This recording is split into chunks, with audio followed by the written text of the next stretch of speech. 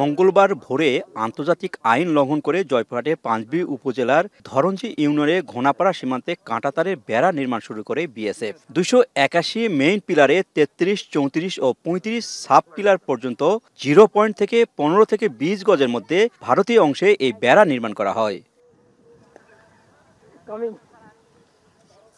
নির্মাণ কাজ দেখতে পেয়ে বিজিবিকে খবর দেয় স্থানীয়রা। ঘটনাস্থলে পৌঁছে সীমান্তে গিয়ে কাঁটাতারে বেড়া নির্মাণে বিএসএফকে বাধা দেয় বিজিবি। এরপর দুই বাহিনীর মধ্যে পতাকা বৈঠক অনুষ্ঠিত হয়।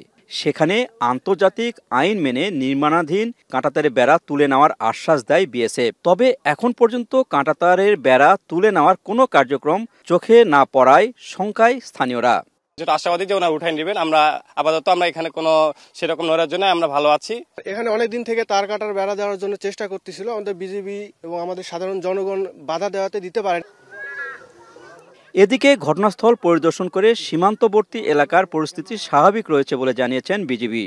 আমরা তাদেরকে নোটিফাই করি, তাদেরকে জানাই এবং আপনারা অবগত আছেন যে গতকালকে কোম্পানি কমান্ডার লেভেলে একটা মিটিং হয়েছে। এই মিটিং এর মাধ্যমে পতাকা বৈঠক যেটা হয়েছে তার মাধ্যমে তাদেরকে এটা বলা হয়েছে যে এই ধরনের কাজ যাতে তারা ভবিষ্যতে না করে, এবং তারা আমাদেরকে আশ্বস্ত করেছে যে ভবিষ্যতে এই ধরনের কাজ তারা করবে না।